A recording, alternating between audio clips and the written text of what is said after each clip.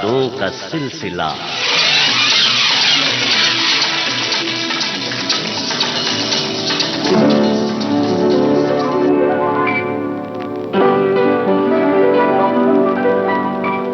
नमस्कार श्रोताओं। जब जब बाहर आए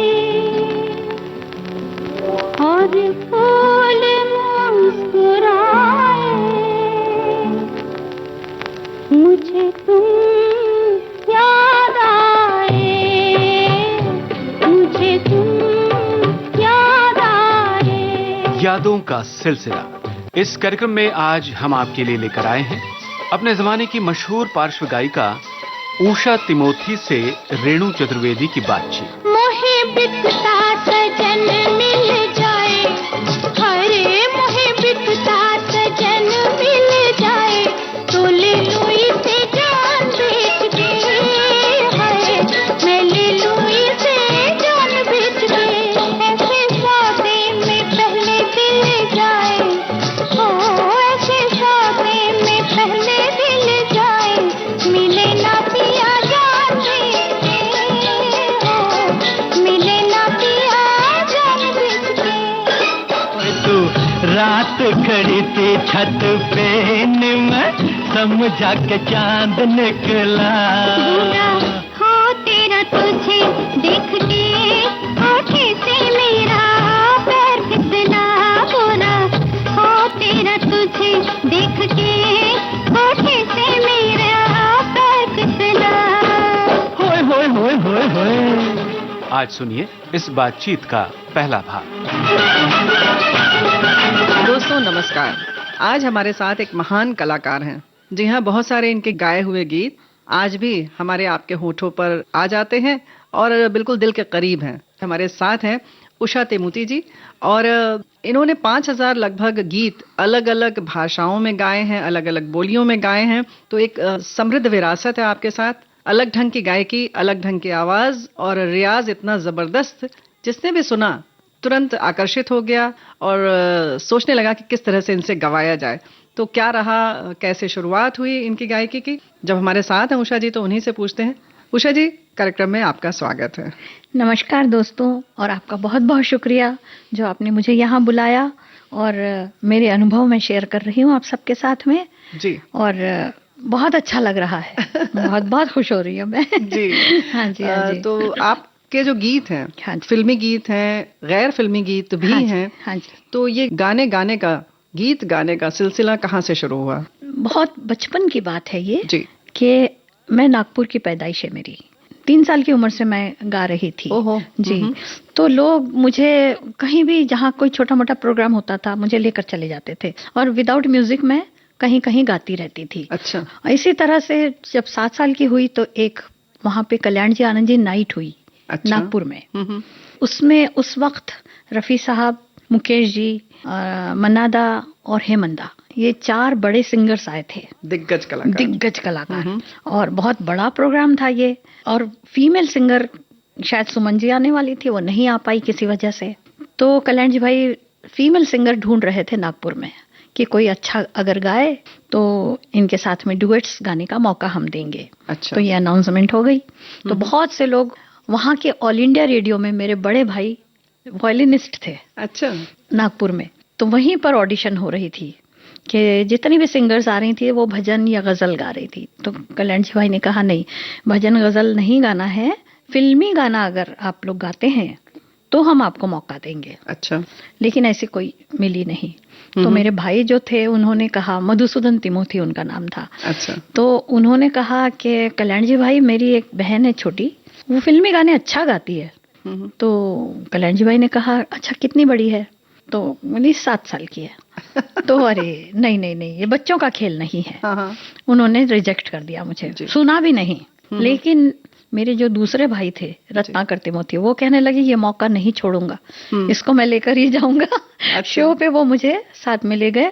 और जो साउंड इंजीनियर थे मदन जी, तो उनसे कहा, क्योंकि मदन जी जानते थे मुझे कि बच्ची अच्छा गाती है, तो उनसे कहा कि उषा को एक गाना गाने के लिए, जब इंटरवल होगा तो पर्दा बंद रहेगा, एक गाना किसी तरह से माइक पे गवा देंगे।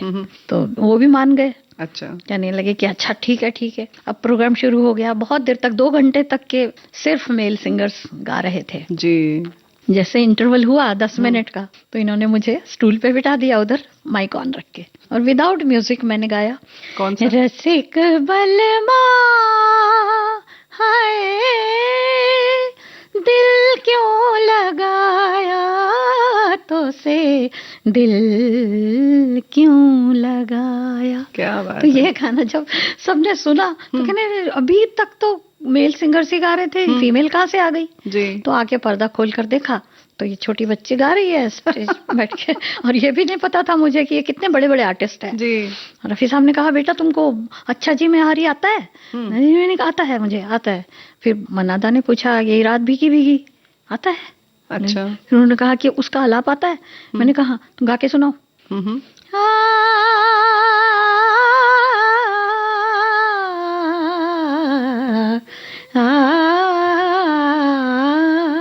क्यों आग से लगा के। मन्नादा खुश।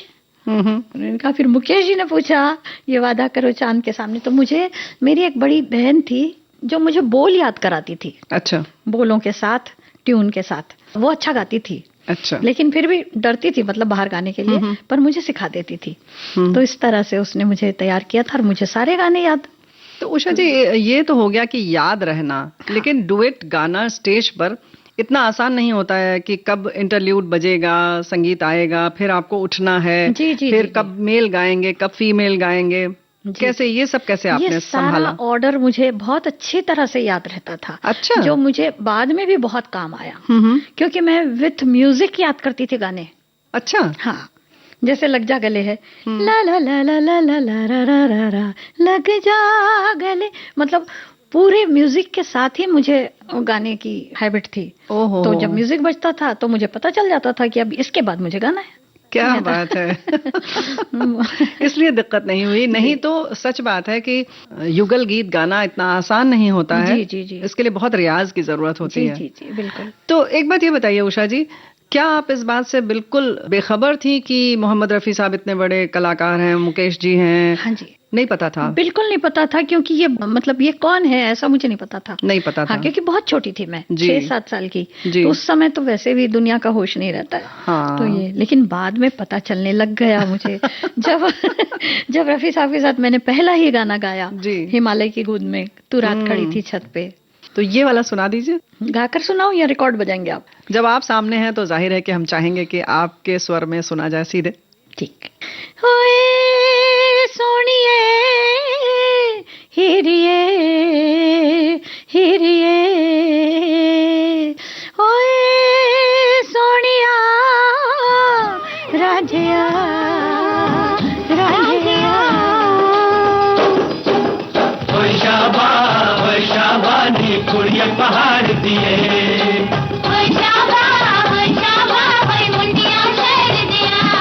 तू रात खड़ी थी छत पे निम समझा के चांद निकला।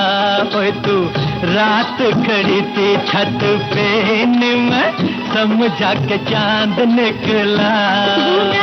हो तेरा तुझे देख के आँखें से मेरा पैर फिसला गोरा, हो तेरा तुझे देख के आँखें से मेरा पैर फिसला। होए होए होए होए होए।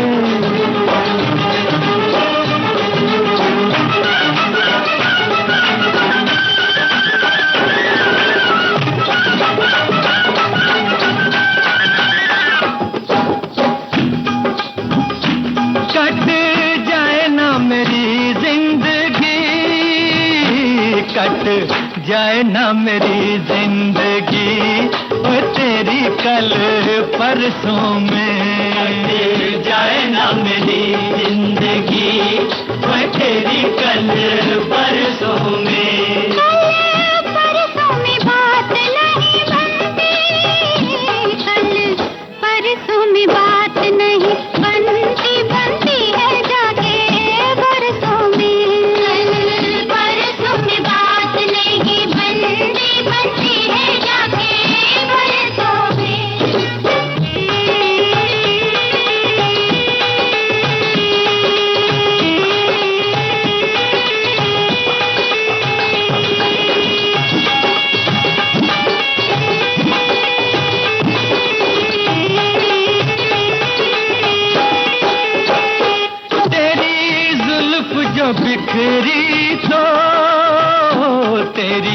जुल्फ जो बिखरी तो लेके बीन सपेरे आ गए, जुल्फ जो बिखरी तो लेके बीन सपेरे आ गए। मेरी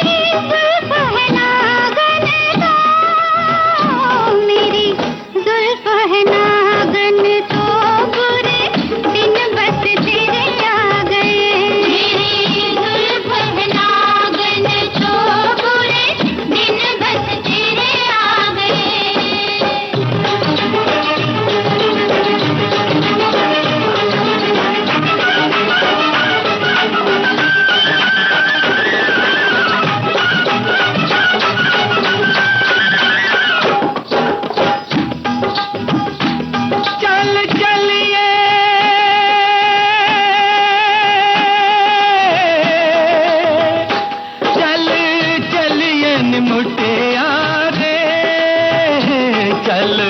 चलिए निमुटिया रे बैसाखी वाले मेले में, चलिए निमुटिया रे बैसाखी वाले मेले में।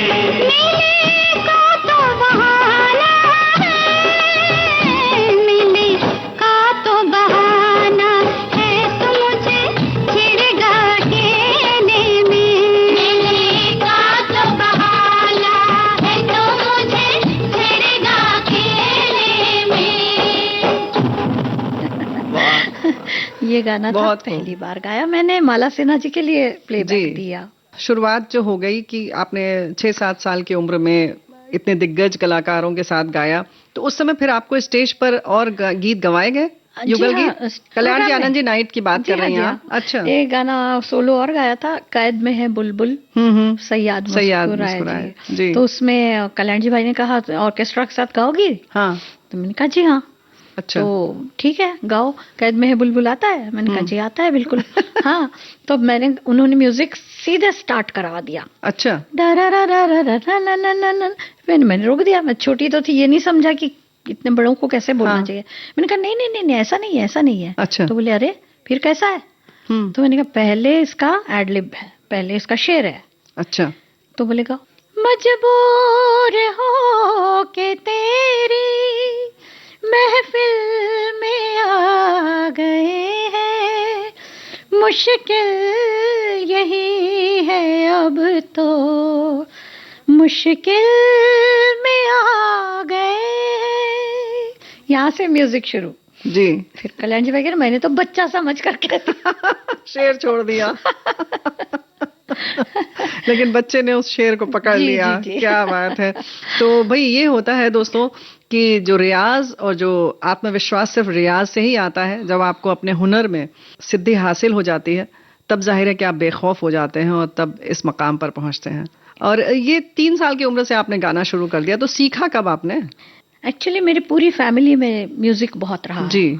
हमारी फैमिली वैसे भी बड़ी, मतलब मेरी मम्मी भी गाती थी, मेरे डैडी भी खुद भी गाते थे, बजाते भी थे, मेरे भाई बहन हर कोई म्यूजिक में इतने इन्वॉल्व होते थे हमारे घर में कि कोई भी फंक्शन हो तो सारी रात हमारे यहाँ पे म्यूजिकल प्रोग्राम्स चलते थे जी। तो इस तरह से वो तानपुरा बजता था, मैं तो तानपुरा सुनकर ही सोती थी जी। अच्छा। तो हाँ, तो इतना अच्छा माहौल था घर का, तो बड़ा मजा आ जाता था। तो इस तरह से गाना शुरू हुआ। जब मैं गाने लगी तो सीखना भी शुरू हुआ साथ में। साथ सीखना और साथ गाना भी रहा। फिर हर कोई मुझे ले जाता था, छोटे छोटे प्रोग्राम्स होते थे गणेश उत्सव के वहाँ पे। तो जो देखता था बोलता था जहाँ मैं दिखी तो मुझे पकड़ के चलो चलो, और वहाँ माइक लगा के मुझे गाने लगाते थे।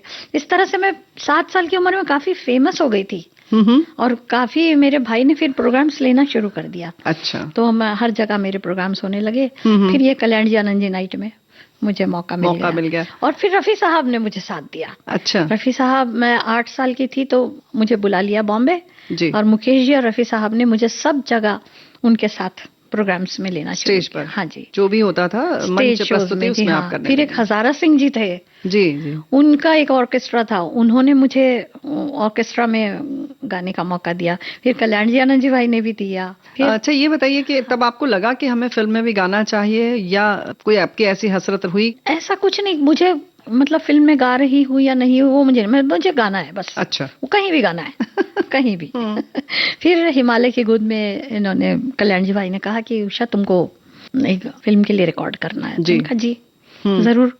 तो फिर जब मैं गई स्टूडियो में जी तो कल्याण जी भाई ने कहा कि ऐसा मजबूती से गाना, सामने शेर है। अच्छा। उन्होंने रफी साहब को शेर कहा। मैं बच्ची तो थी जी, एकदम इमेजिन कर लिया बड़ा सा शेर मैंने। अच्छा। आंखों के सामने। ओहो। तो मैं डर गई, डर के मारे मेरी आवाज ही नहीं निकल रही थी। हाँ हाँ। तो रफी साहब ने पूछा तुम रिहर्सल में अच्छा गा रही थी, अब क्या हुआ?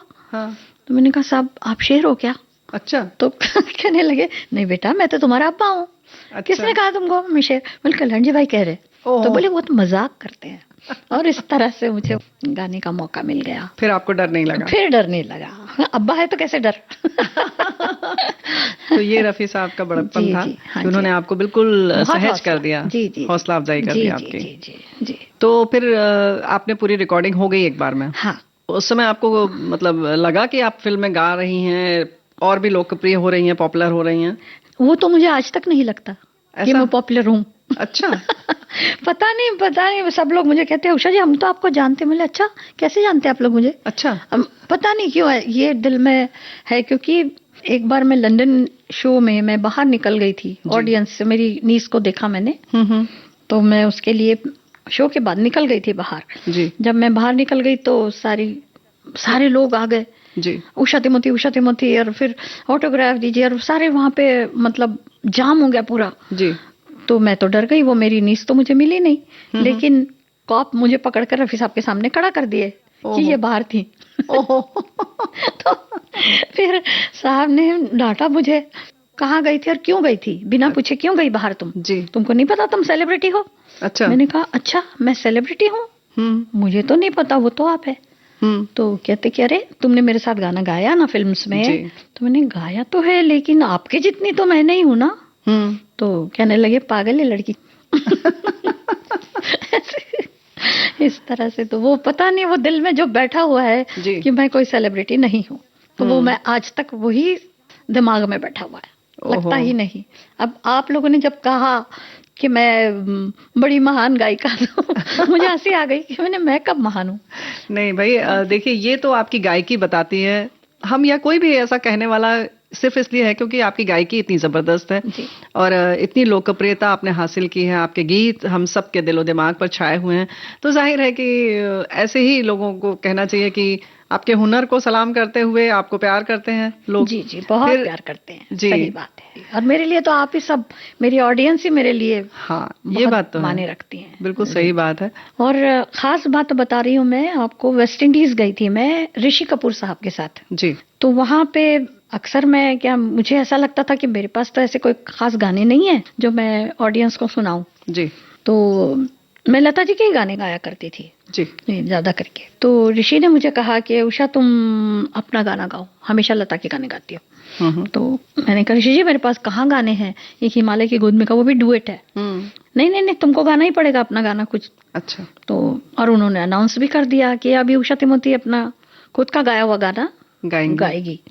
मैं परेशान हो गई, बहुत डर गई एकदम से। उससे पहले मैंने कभी बात ही नहीं की थी माइक पे जी। तो मैंने जाके ऑडियंस से पहले तो माफी मांगी। अच्छा। कि मुझे आप बर्दाश्त कर लीजिए। एक गाना मैंने गाया एक फिल्म में, लेकिन पिक्चर बुरी तरह फ्लॉप थी। मुझे लगता नहीं कि आपने वो गाना सुना भी होगा, पर क्योंकि मैंने गाया और ऋषि जी ने कहा है तो मैं उस गाने को सुना देती हूँ। तो सब लोग बेचारे खामोशी से सुनने लगे और मैंने आलाप शुरू किया।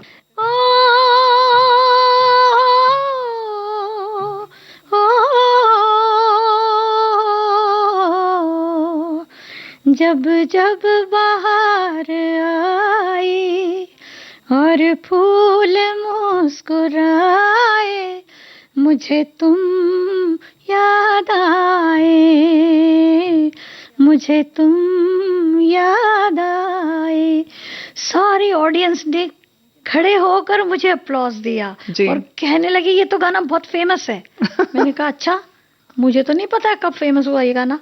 तो बोले ये सबको पता है। और तब से मैं इस गाने को गाने लगी, वरना कई सालों तक मैंने ये गाना कभी नहीं गाया था। नहीं गाया, स्टेज पे नहीं गाया था, लेकिन अब हमेशा शुरुआत इसी गाने से करती हूँ।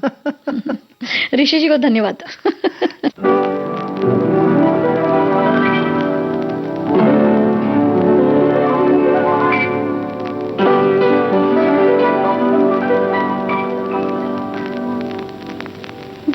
जब बाहर आए और फूल मुस्कुराए, मुझे तुम याद आए, मुझे तुम याद आए।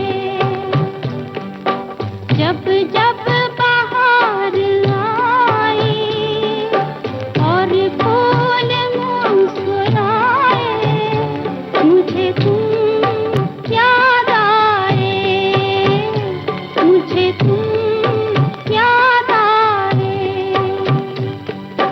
जब जब भी चांद निकला और तारे जगमगाए, मुझे तुम याद आए, मुझे तुम याद आए।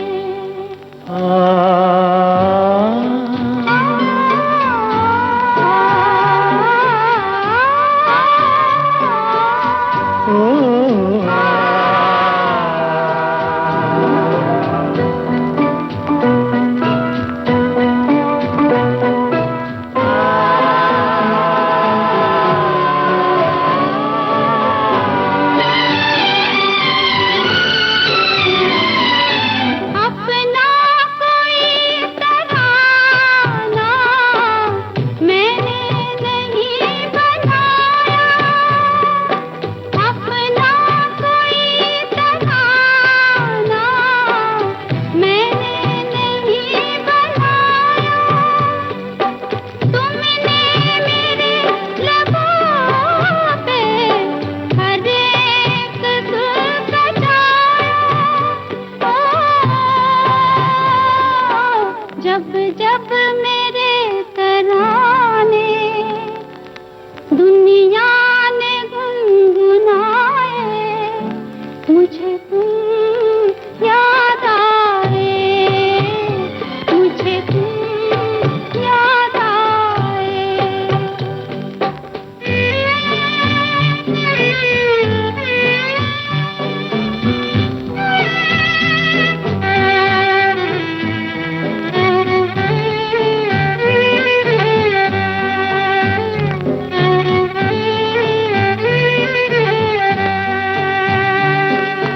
एक प्यार और वफा की तस्वीर मानता हूँ, एक प्यार और वफा की तस्वीर मानता हूँ।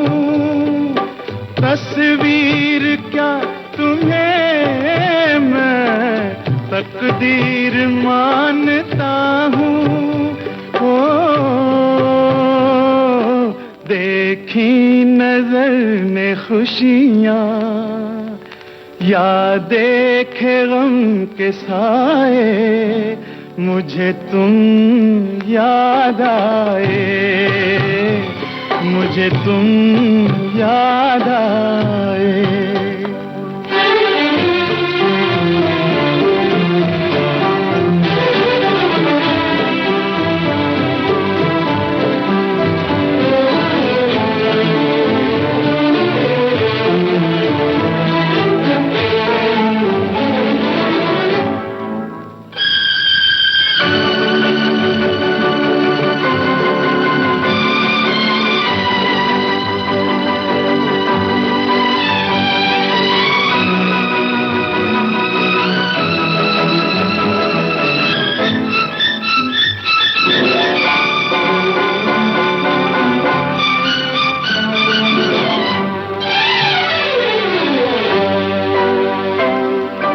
मुमकिन है जिंदगानी कर जाए बेवफाई, मुमकिन है जिंदगानी कर जाए बेवफाई। लेकिन ये प्यार वो है जिसमें नहीं जुदाई। इस प्यार प्यार के फसाने जब जब जुबां पे आए मुझे तुम याद आए, मुझे तुम याद आए। जब जब बहार आई और फूल मुस्कुराए मुझे तुम याद आए, मुझे तुम याद आए। बहुत सुंदर। दोस्तों, आज हमारे साथ कार्यक्रम में हैं उषा तिमोती जी और बहुत सुंदर कार्यक्रम चल रहा है, बातचीत बहुत प्यारी चल रही है, इतना मीठा मीठा गाना हम सुन रहे हैं। और दोस्तों, हम आपको बता दें, वाकई जब से आई हैं उषा जी, बिल्कुल लग ही नहीं रहा है कि इतनी महान कलाकार हमारे साथ हैं। और अपनी प्रशंसा जब सुनकर आप परेशान हो जाती हैं। मतलब एक कहते हैं ना कि तारीफ को कैरी करना भी बड़ी मुश्किल वाली बात है ना। जी जी। और इसके लिए भी एक हुनरमंद होना चाहिए, अलग तरीके का अंदाज आना चाहिए। बहुत अच्छा लगा उषा जी आपसे बात करके। आपकी गायकी की अगर हम बात करें तो उषा जी, किससे किससे आपने सीखा? सबसे पहले तो मैंने अपने बड़े भाई मधुसूदन तिमोती जी से 3 साल की उम्र से सीखा। उसके बाद जब मैं बॉम्बे आ गई। तो क्या उस समय भी आप मतलब ठीक से बैठ के रियाज करती थी? कैसे करती थी? मतलब नहीं, भाग जाती थी ना। छोटी थी ना। हाँ, इसीलिए तो जबरदस्ती बिठा के मुझे अच्छा करते थे। हाँ, मैंने रफी साहब से भी सीखा। हाँ हाँ। और उनके पास से भी मैं भागती थी। अच्छा। वैसे क्लासिकल मैंने पंडित लक्ष्मण प्रसाद जी, जयपुर वाले, जी जी जी, उनसे मैंने सीखा। और पंडित शिवराम जी से मैंने सीखा, जिन्होंने मुझे फिल्म दुर्गा पूजा में जो श्लोक गवाए थे। जी जी जी, उनसे सीखा। निर्मला जी से मैंने सीखा, जो निर्मला देवी जी। हाँ जी, उनसे मैंने सीखा। कोई खास गायकी? ठुमरी गायन उनसे सीखा मैंने। जी जी। फिर उसके बाद ये संगीत की जो यात्रा थी, वो सफर कैसा रहा? बहुत ही खूबसूरत सफर रहा। मैं फिल्म इंडस्ट्री को सलाम करती हूँ, क्योंकि उन्होंने मुझे बहुत रिस्पेक्ट के साथ काम दिया। बहुत कम काम मिला मुझे, जैसे बड़े बड़े कलाकारों ने मुझे इतना काम नहीं दिया। रिकॉर्डिंग में नहीं गवाया, बट शंकर जयकिशन नाइट्स मैंने all over world Shankar Jaikishan ji के साथ में की। ये किस सन की बात है लगभग? ये जब तो आप बहुत पहले की बात, बहुत यंग थी तब की बात है। जी, उनके शोज होते थे ऑल ओवर वर्ल्ड में। उनके शो हुए, वेस्ट इंडीज में हुए, देन यूएस में हुए, इंग्लैंड में हुए, सब जगह, इंडिया में बहुत जगह हुए। जी जी जी। तो बाहर का कोई अनुभव आपका, जब शुरू में आप गई तो कोई दिक्कत हुई या कुछ मजेदार कुछ वाकया तो हुआ होगा? पहली बार आप देश से जब बाहर निकली तो कैसा रहा अनुभव आपका? सबसे पहली बार तो मैं रफी साहब के साथ ही गई जी। और वो तो मुझे बहुत प्रोटेक्शन देते थे। उन्होंने अपनी बेटी बनाया था मुझे जी। और बिल्कुल जिस होटल में हम ठहरते थे, बिल्कुल जिस रूम में वो ठहरते थे, उसके बाजू का कमरा मेरा होता था। अच्छा। और मिस्टर एंड मिसेस रफी दोनों ही बहुत प्यारा कपल थे। अच्छा। बाजी भी मुझे बहुत केयर करती थी, अपने बच्चे की तरह संभालती थी। और बिल्कुल लड़कों से, म्यूजिशियन से बात नहीं। अच्छा, बात नहीं करने देती थी। सलाम दुआ करो, सबसे ज्यादा किसी से बात नहीं करना है। अच्छा। हाँ, वो बहुत उस मामले में वो स्ट्रिक्ट थे। वो कहते थे कि देखो, घर के लोग मेरे भरोसे पर तुमको भेजते हैं जी, कहीं ऐसा कुछ ना हो जाए कि उनको लगे रफी साहब ने संभाला नहीं।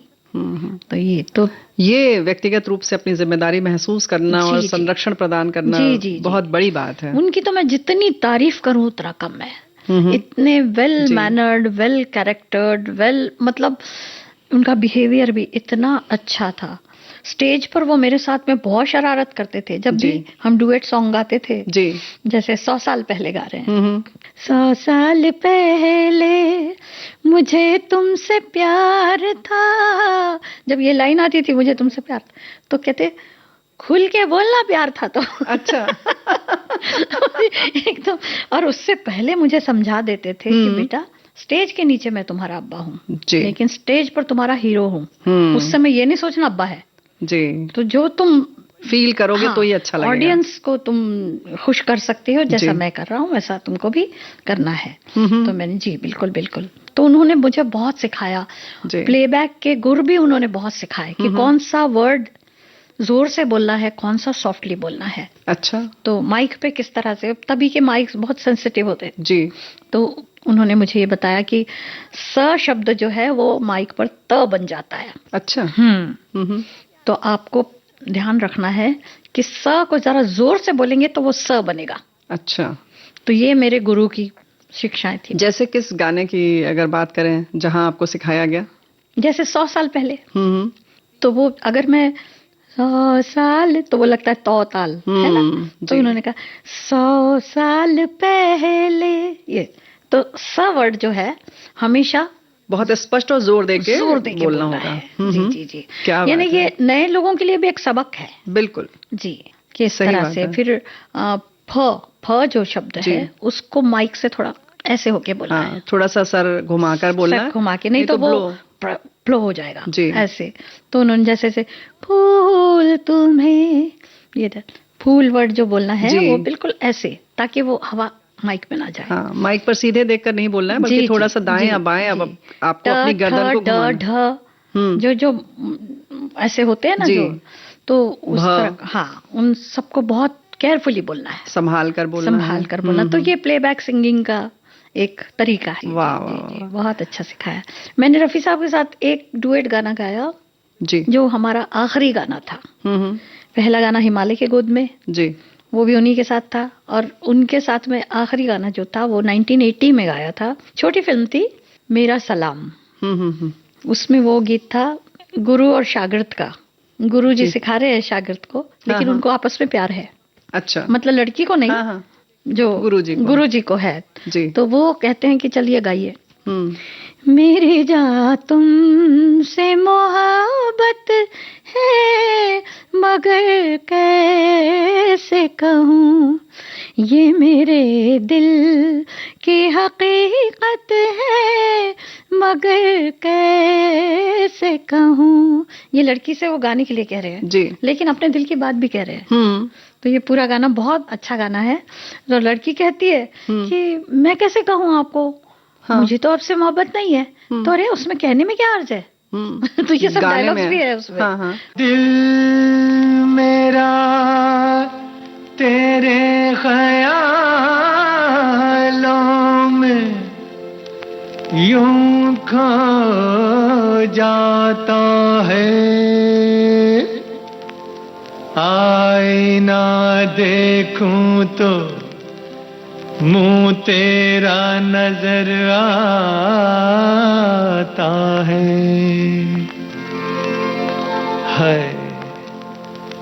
मेरी जान तुमसे मोहब्बत है, मगर कैसे कहूँ। मेरी जान तुमसे मोहब्बत है, मगर कैसे कहूँ। गाइए जी। मैं कैसे गाऊं, मुझे तो आपसे। अरे मोहब्बत ना सही, गाने में क्या है। हाँ अच्छा। मेरी जान तुमसे मोहब्बत है, मगर कैसे कहूँ। मेरी जान तुमसे मोहब्बत है, मगर कैसे कहूँ। हाँ, ये मेरे दिल की हकीकत है, ये मेरे दिल की हकीकत है, मगर कैसे कहूँ। ये मेरे दिल की हकीकत है, मगर कैसे कहूँ। मेरी जान तुमसे मोहब्बत है, मगर कैसे कहूँ।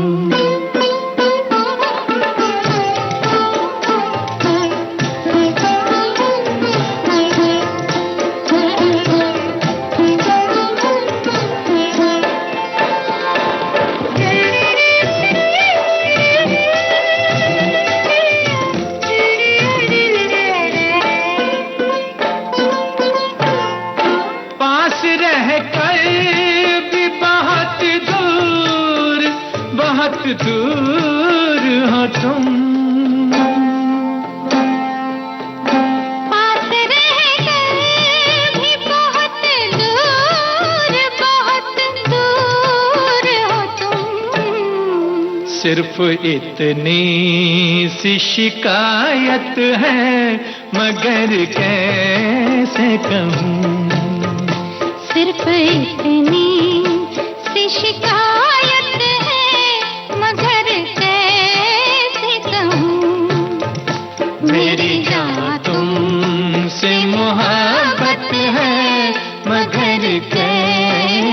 कहूँ।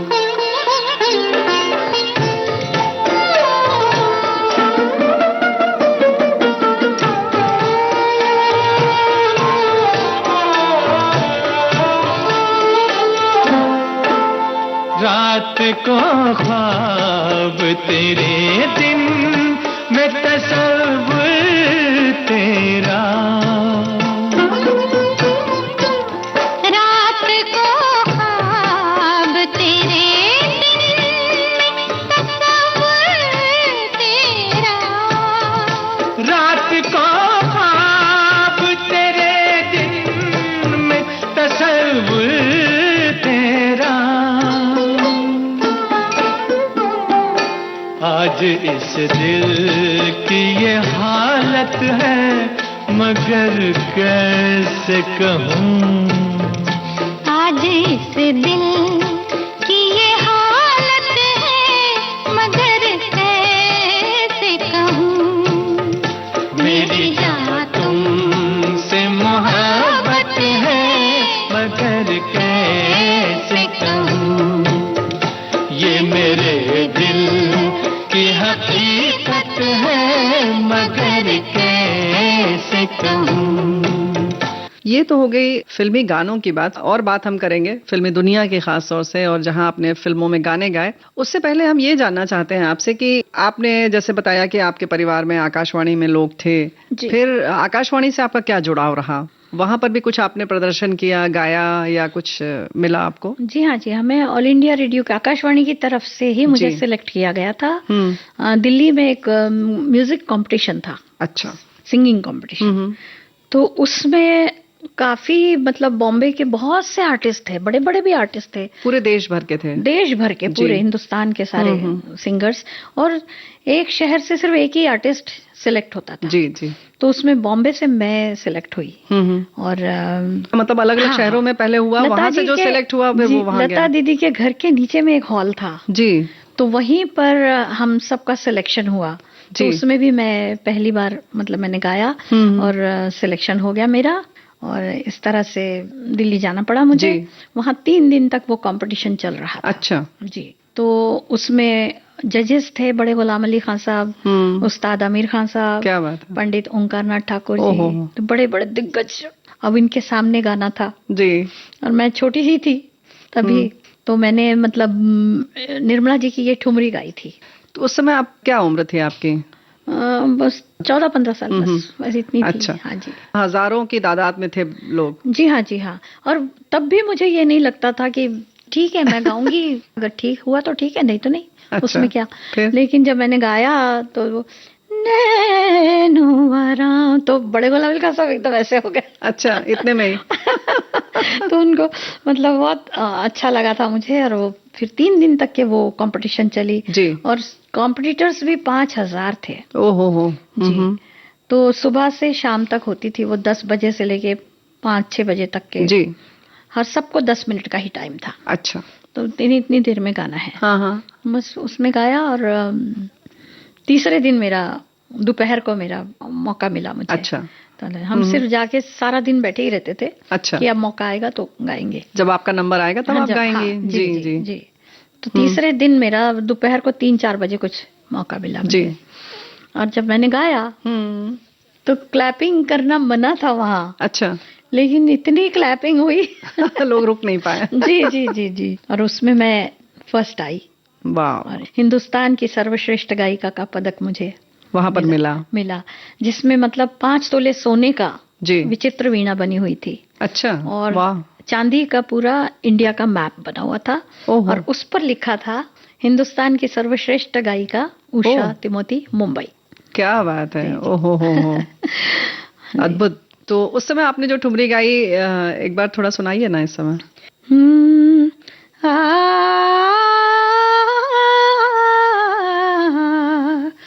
जादू भरे तोरे नैनुवाराम, लागे मन में, लागे मन में, लागे मन में, लागे मन में, जादू भरे तोरे नैनुआ राम। गोकुल ढूंढा बिंदरा बन ढूंढा,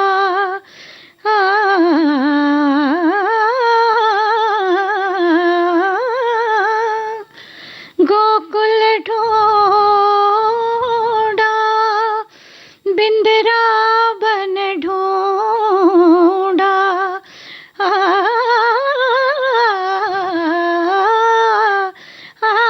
ढूंढ फिरी,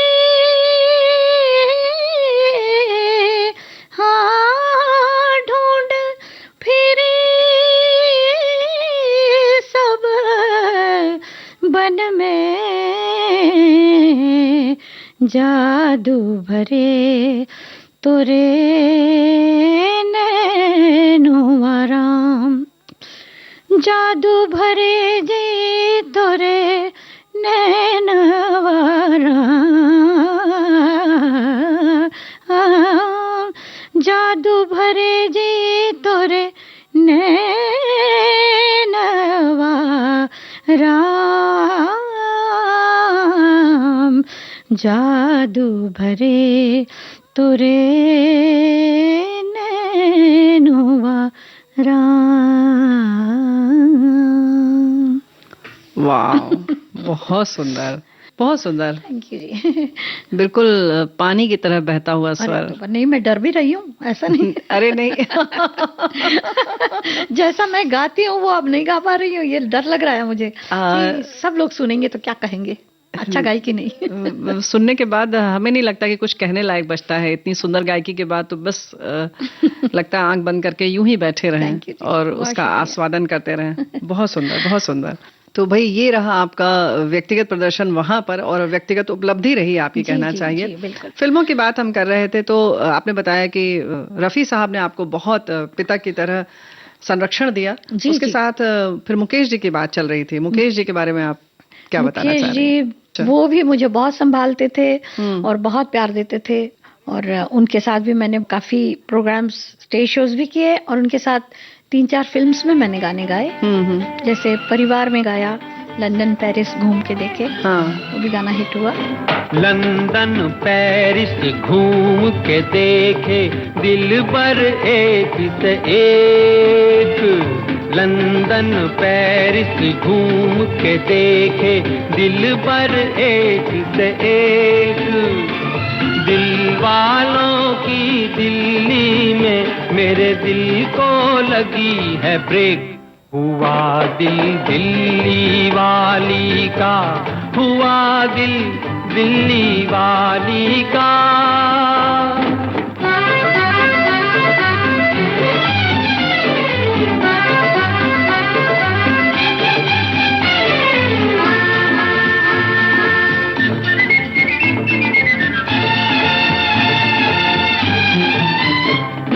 मुखड़े पे तेरे ऐ दिल पर लाल किले की लाली है, मुखड़े पे तेरे ऐ दिल पर लाल किले की लाली है,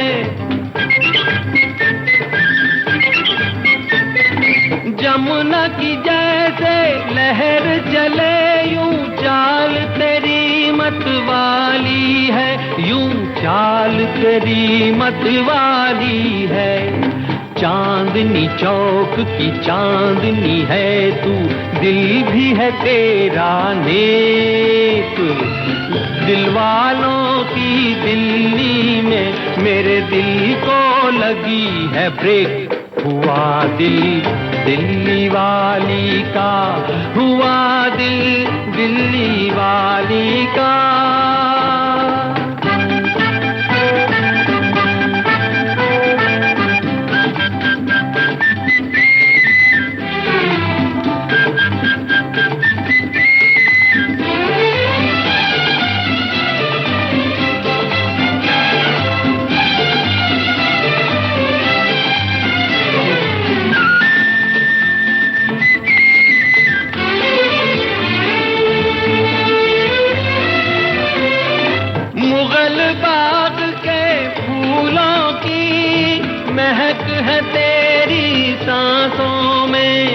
मुगल बाग के फूलों की महक है तेरी सांसों में, मस्ती है ये आजादी की जो छलक रही तेरी आंखों में, जो छलक रही तेरी आंखों में। मैंने तुझको देख लिया है, तू भी मुझे अब देख। दिल वालों की दिल्ली में मेरे दिल को लगी है ब्रेक। हुआ दिल दिल्ली वाली का, हुआ दिल दिल्ली वाली का। और ये कल सुबह का गाना जो है, आज तो है साथ में कल की क्यों फिक्र करे, चांद जब है सामने सितारे क्यों दिखला करे, कल की क्यों फिक्र करे। ये बहुत अच्छा गाना है, तो इसमें मुकेश जी ने मुझे काम दिलवाया था। ये दोनों ही कलाकार मेरे बहुत करीब रहे और मैं उनके करीब थी, और विश्वास में गाया। और मुकेश जी के साथ भी मैं हमेशा प्रोग्राम्स में जाया करती थी। मुकेश जी की एक बात खास बताऊंगी आपको मैं, जरूर। मुकेश जी हमेशा रफी साहब को फोन करते थे। अच्छा। क्योंकि रफी साहब के मुझे 2-2 साल पहले की डेट्स मिल जाती थी। अच्छा। तो मुकेश जी हमेशा रफी साहब को फोन करते थे कि साहब मुझे ये दिल्ली वाले शो में या कहीं के और शो में उषा जरूर चाहिए। तो रफी साहब कहते थे लेकिन मेरी भी तो डेट्स है। अच्छा। तो बोले नहीं साहब आप किसी को एडजस्ट कर लीजिएगा। उषा का वो मेरे सनम गाना वो मेरे साथ अच्छा गाती है। अच्छा। तो इस वजह से मुकेश जी मुझे उनको फोन करते थे। और किशोरदा के पड़ोस में मैं रहती थी। अच्छा अच्छा। हाँ, जुहू पर उनका जो घर था, बाजू में हमारी सोसाइटी थी। तो दादा के वहां भी आना जाना हमारा था जी। तो किशोरदा एक दिन मुझे कह रहे कि उषा मैंने भी प्रोग्राम्स करना शुरू किया। हाँ अच्छा, तुम आओगी ना मेरे साथ में? बोले हाँ दादा क्यों नहीं आऊंगी, ऐसे ऐसे। तो उन्होंने मुझे डेट दी जी। तो मैंने कहा दादा मैं तो नहीं आ सकती, रफी साहब की डेट है। अच्छा। तो अब उन्होंने 4-5 बार मुझे जब भी पूछा तो मैं बिजी और वो भी सब साहब की ही डेट्स है। हाँ। तो एक दिन मुकेश जी उनसे पूछने लगे, किशोरदा, हाँ किशोरदा से कि किशोर उषा तेरे पड़ोस में रहती है ना, उषा तिमोथी तेरे पड़ोस में ही रहती है ना? बोले हाँ रहती तो मेरे पड़ोस में, लेकिन गाती बांद्रे वाले के साथ। ऐसे बहुत मजाकी थे दादा भी। हाँ फिर बिल्कुल। मुकेश जी की आपने बात की तो उनके साथ आपने किस गाने का जिक्र किया था कि वो आप लोग साथ में गाते थे तो बहुत अच्छा होता था? ओ मेरे सनम, वो गाना जो था वो अक्सर मुकेश जी जरूर लेते थे वो गाना जी। तो वो गाना यहाँ पे सुनते हुए चले आगे। पता नहीं अब गा पाऊंगी क्या। नहीं एक लाइन गा दीजिए फिर तो हम बजा लेंगे।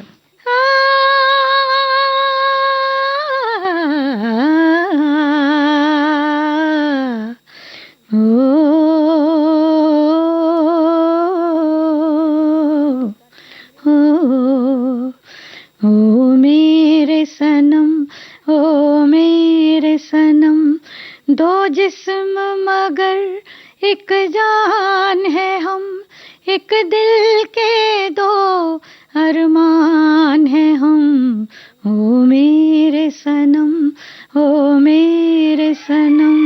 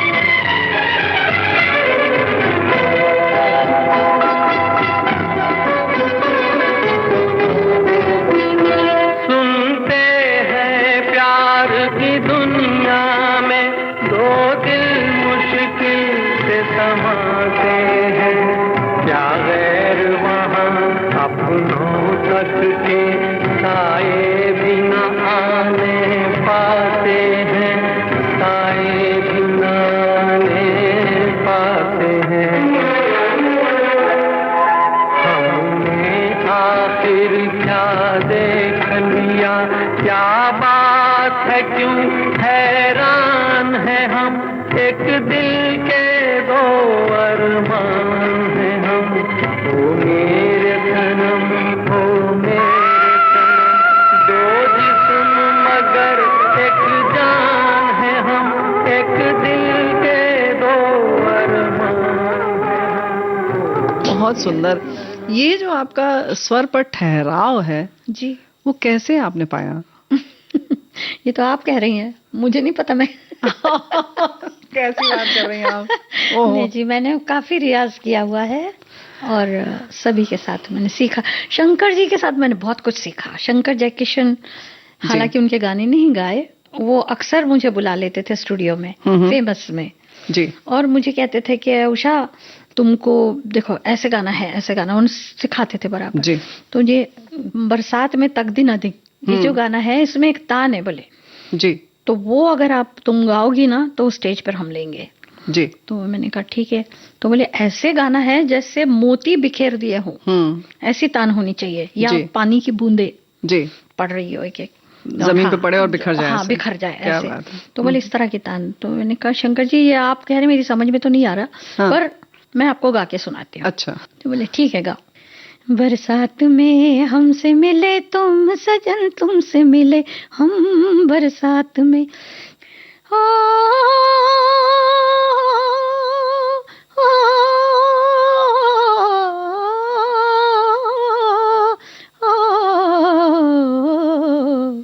बस शंकर जी खुश। क्या बात है, क्या बात है। इनके सब लता दीदी के क्लासिक सॉन्ग्स वो मुझसे जी गवाते रहते थे। फिर मैं उनके पीछे पड़ती थी, शंकर जी एक गाना दो ना अपनी फिल्म में, हाँ, मेरा भी तो नाम होगा। तो बोले हाँ हाँ दूंगा जरूर दूंगा जी। क्या बात है। फिर आपने आशा जी के साथ भी गाया? जी हाँ, जी हाँ, आशा जी के साथ मैंने 70-80 गाने गाए। जी हाँ। काफी उन्होंने मुझे क्लासिकल गाना रिकॉर्ड करवा रही थी, वसंत देसाई जी का। अच्छा जी। किस भाषा में? मराठी। अच्छा, मराठी नाट्यपद था वो, तो वो क्लासिकल था, अभोगी कनाडा में था वो गाना। तो जब मैं गा रही थी तो स्टूडियो की रेड लाइट ऑन थी जी, तो आशा जी बाहर ही खड़ी रही, उन्होंने पूरा गाना सुन लिया मेरा, और जैसे दरवाजा खुला तुरंत वो आ गई और कहने लगी अरे उषा तू आ रही है? मुझे लगा नहीं, तू इतना अच्छा गाती है, अरे तू तो बहुत अच्छी आर्टिस्ट है ये। मैंने कहा लेकिन अगर आप सामने होती ना तो मैं नहीं गा पाई रहती। अच्छा। बोले नहीं तो अच्छा गाती, अच्छा गाती। फिर केरसी लॉर्ड वहां पर थे जी, बड़े आर्टिस्ट थे बड़े, उन्होंने कहा देखा उषा आशा जी तारीफ कर रही है, अब तुझे नैयर साहब का गाना गवाएंगी? बोले हाँ हाँ जरूर जरूर, चल चल चल तू मेरे साथ नैयर साहब के वहां पे जी, और तुझसे मैं गाना गवाती हूँ। तो उन्होंने मुझे वो लेकर गई मुझे साथ में। नैयर साहब की एक फिल्म आई थी मारुति इंटरनेशनल की, किलर्स जी, उसमें हमने वो साथ में गाना गाया था। तो साथ में गाया जब आपने आशा जी के साथ में, हाँ, तो कोई नर्वसनेस या वैसे ही बिल्कुल कॉन्फिडेंट रही? कॉन्फिडेंट, क्योंकि आशा जी वैसे बहुत अच्छी इंसान है जी, वो भी मतलब हौसला देती है, बिल्कुल सपोर्ट किया उन्होंने, तो अच्छा गाती है तो गा ऐसे। फिर नैयर साहब ने जब गाना सिखाया तो मैंने गाया, तो कहने लगी नहीं ऐसा नहीं, ऐसे इस तरह से गाओ। तो मैंने कहा अच्छा आशा जी के स्टाइल में? अच्छा। तो बोले किसने कहा आशा का स्टाइल है ये? अच्छा। तो मुझे डांट दिया, मैं तो डर गई। अच्छा। तो ये मेरा स्टाइल है, मैं आशा से गवाता हूँ इस स्टाइल में। मैंने कहा अच्छा मैं कान पकड़ती हूँ, सॉरी। क्योंकि नैयर साहब की जो स्टाइल थी जी, वो आशा जी ने बहुत अच्छी तरह पिकअप किया। बिल्कुल, तो जाहिर है निर्देशन उन्हीं का होता था ना? जी। तो उन्होंने वो गाना गवाया मुझे, चुराते हो नजरें अजी किस लिए, चुराते हो नजरें अजी किस लिए, कि जिंदा है बस आप ही के लिए, चुराते हो नजरें अजी किस लिए।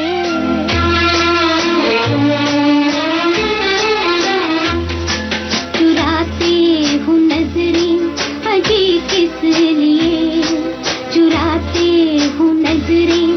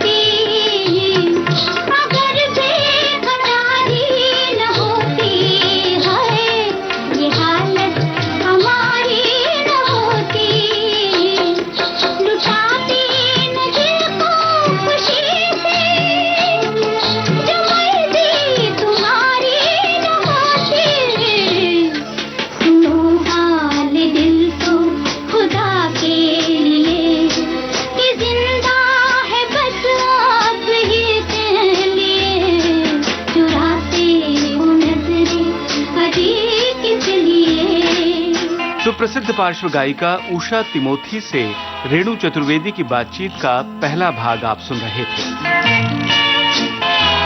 रिकॉर्डिंग इंजीनियर मंगेश सांगले,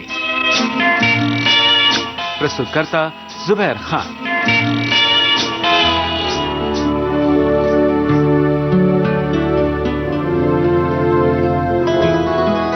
यादों का सिलसिला।